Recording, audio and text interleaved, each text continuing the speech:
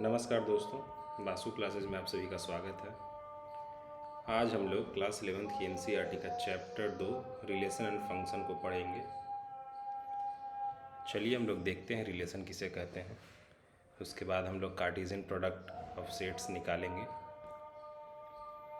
चलिए देखते हैं दोस्तों। One thing is related to another in some way, y is equals to 2x और y is twice the value of x। ये एक तरह का एक रिलेशन हो गया जो कहता है कि y का वैल्यू x के वैल्यू का 2 गुना होगा।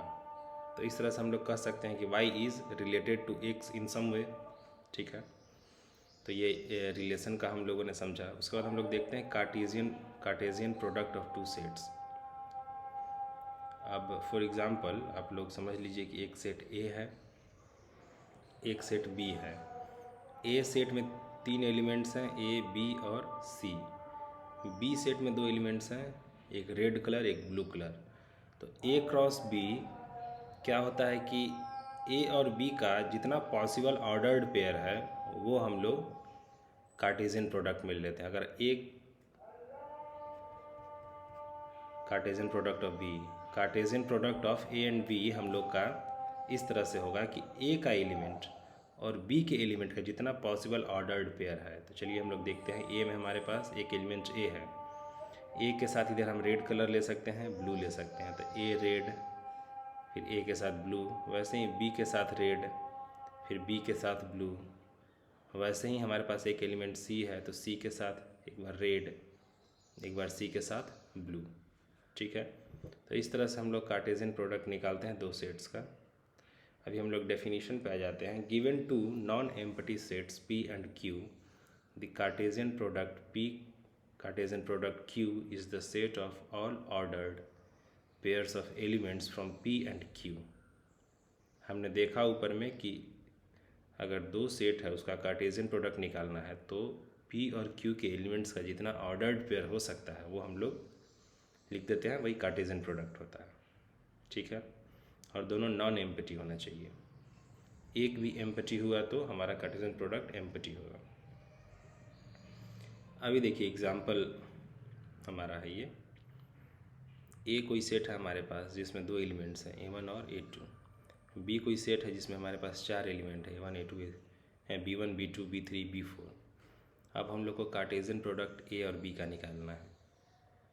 ए में एलिमेंट्स हैं A1 और A2। पहले A1 को ले लेते हैं, A1 के साथ B का जितना एलिमेंट है सबको लिख लेते हैं। तो A1 B1 A2 B2 A3 B3 A1 B4। ठीक है, वैसे ही A2 के साथ B सेट का सारे एलिमेंट्स को लिख लेते हैं, A2 B1 A2 B2 A2 B3 A2 B4। ये हो गया हमारा Cartesian product of two sets. ठीक है, तो देखिए नोट्स में हमारे पास two ordered pairs are equal if both first and second elements are equal. क्या कहने का मतलब हुआ, अगर हम लोगों को दिया हुआ है कि एक्स वाई कोई ऑर्डर्ड पेयर है is equals to a b, दोनों इक्वल तभी होगा जब x is equals to a and y is equals to b होगा। तभी हम लोग बोल सकते हैं कि एक्स वाई एक ऑर्डर्ड पेयर है एंड ए बी एक ऑर्डर्ड पेयर, दोनों इक्वल है। तभी इक्वल है जब दोनों एलिमेंट, पहला और दूसरा दोनों एलिमेंट इक्वल होगा, तभी हम लोग बोलेंगे कि वो पेयर इक्वल है। ठीक है, फिर देखते हैं। If there are p elements in, small p है, in set elements in set है ये सेट p, और इसको इस तरह से हम लोग रिप्रेजेंट करते हैं। कोई सेट P है, उसमें नंबर ऑफ़ एलिमेंट क्या है, तो नंबर ऑफ़ एलिमेंट हम लोगों ने सपोज किया है कि P है, स्मॉल p। ठीक है, and small q elements in set Q। ठीक है, हमारे पास दो सेट है P एंड Q। P में नंबर ऑफ़ एलिमेंट्स हम लोगों ने मान लिया कि P एलिमेंट्स हैं, P नंबर ऑफ़ एलिमेंट्स हैं। Q कोई सेट है उसमें नंबर ऑफ़ एलिमेंट्स Q हैं। तो P क्रॉस Q यानी कार्टेशियन प्रोडक्ट जो P और Q का होगा उसमें कितने नंबर ऑफ़ एलिमेंट्स होंगे, यहाँ से देखिए P गुने Q हो जाएगा। ठीक है, कोई सेट है P उसमें नंबर ऑफ़ एलिमेंट P है, कोई सेट है Q जिसमें नंबर ऑफ़ एलिमेंट Q है, तो P क्रॉस Q जो हमारा कार्टेशियन प्रोडक्ट होगा सेट्स का, उसमें नंबर ऑफ़ एलिमेंट्स PQ हो जाएगा। आई होप आप लोग को बात समझ आ गई। अभी देखिए A cross B infinite set if either A cross B, दो सेट का ये जो कार्टेशियन प्रोडक्ट है वो इनफाइनाइट होगा अगर either number of elements in set A is equals to infinite और number of elements in set B is equals to infinite. A cross B दोनों में से अगर किसी भी सेट में, ए में या बी में, नंबर ऑफ एलिमेंट्स इनफाइनाइट होगा तो ए क्रॉस बी इनफाइनाइट हो जाएगा। अभी देखिए A cross B is a finite set if both A and B are finite set. ठीक है,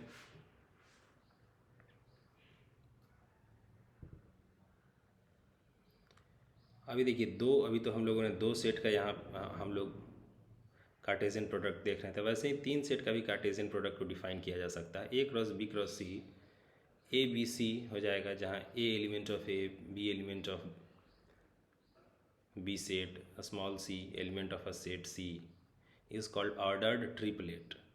ठीक है, ऑर्डर्ड पेयर पहले हम लोग बोल रहे थे क्योंकि उसमें दो एलिमेंट्स था, अभी तीन एलिमेंट हो गया तो ऑर्डर्ड ट्रिपलेट इसको हम लोग बोलते हैं। ठीक है, एक एग्जांपल हम लोग देखते हैं। हमारे पास दिया हुआ एक ordered pair x plus y comma y minus x plus one comma y minus two is equals to 3 1। अभी हम लोगों ने देखा है कोई भी ऑर्डर्ड पेयर इक्वल तब होगा जब दोनों एलिमेंट्स इक्वल होंगे। ठीक है, इसको हम लोग देखते हैं।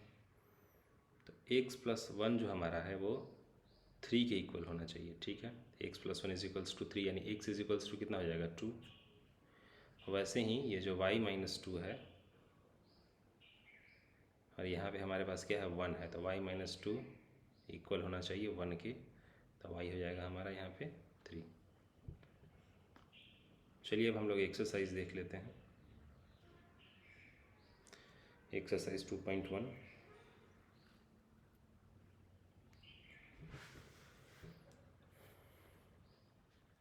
वही क्वेश्चन है हमारे पास। एक ऑर्डर्ड पेयर दिया हुआ है x/3 + 1 y minus 2 is equals to 5/3 comma 1/3। ठीक है, तो अब हम लोगों को x एंड y का वैल्यू निकालने को बोला गया। फिर इधर देखिए, अब चूँकि ऑर्डर्ड पेयर में दोनों एलिमेंट्स इक्वल होना चाहिए तो x/3 + 1 इज इक्वल्स टू 5/3 होना चाहिए। Therefore x/3 is equals to 5/3 minus 1 जो कि हो जाएगा 2/3। x के नीचे से 3 अगर उधर ले जाएंगे हम लोग तो x is equals to 2/3 into 3 is equals to 2। x का वैल्यू कितना आ गया हमारे पास 2। सिमिलरली हम लोग इसको ऐसे लिख सकते हैं y is equals to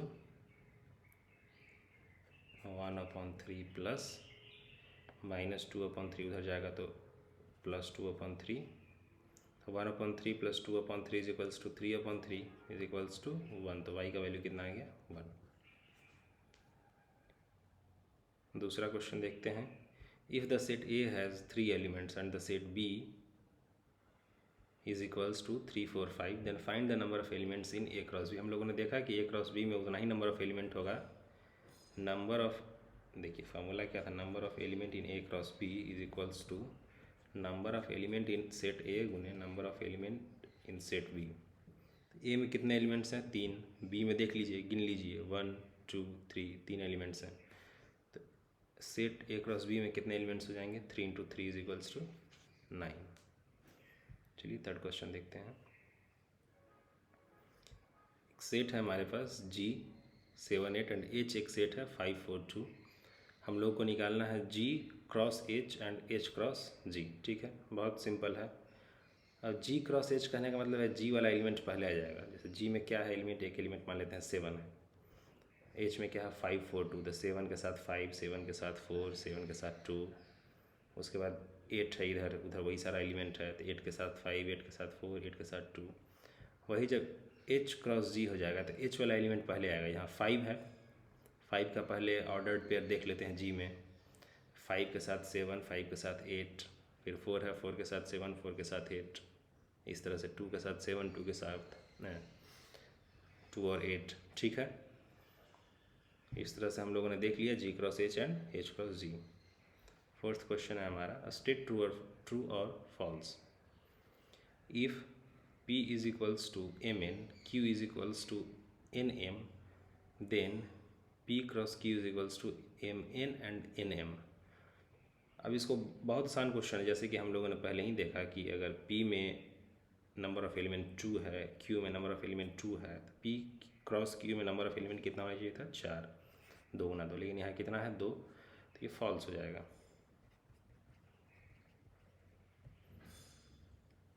second question देखते हैं, if A and B are non empty set then A cross B is non empty set. Of course अगर A एम्पटी सेट नहीं है, B एम्पटी नहीं है, तो A क्रॉस B में number of elements empty नहीं होंगे, तो ये ट्रू है। If A is equals to 1 2, B is equals to 3 4, then A cross B intersection 5 is equals to 5। अब देखिए B क्या है? 3 4, 5 का मतलब क्या होता है? Empty set. B इंटरसेक्शन एक 5 सेट क्या हो जाएगा? जो दोनों सेट में कॉमन हो वो सब एलिमेंट दोनों सेट में, इसमें तो कुछ है ही नहीं, तो 5 ही हो जाएगा B इंटरसेक्शन 5। तो B इंटरसेक्शन 5 में नंबर ऑफ एलिमेंट्स कितना है? 0। A में कितना है? 2, और B इंटरसेक्शन 5 में कितना है नंबर ऑफ एलिमेंट? 0। 2 गुना 0 यानी 0 एलिमेंट्स होंगे A क्रॉस B में। ठीक है, तो A cross B is equals to 5 empty set. ठीक है, ये भी ट्रू हो गया।